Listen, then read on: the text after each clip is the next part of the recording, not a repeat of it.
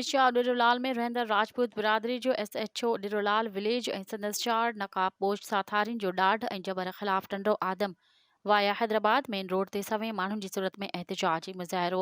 जिरत राजपूत बिरादरी जे नेक मर्द ऐं पाकिस्तान पीपल्स पार्टी यूसी जे सदर मोहम्मद असलम राजपूत, तस्लीम राजपूत, गुलाम रसूल राजपूत, शकील अहमद राजपूत ऐं ॿियनि पारां टंडो आदम वाया हैदराबाद रोड ते सख़्त एहतिजाजी मुज़ाहिरो कयो आहे।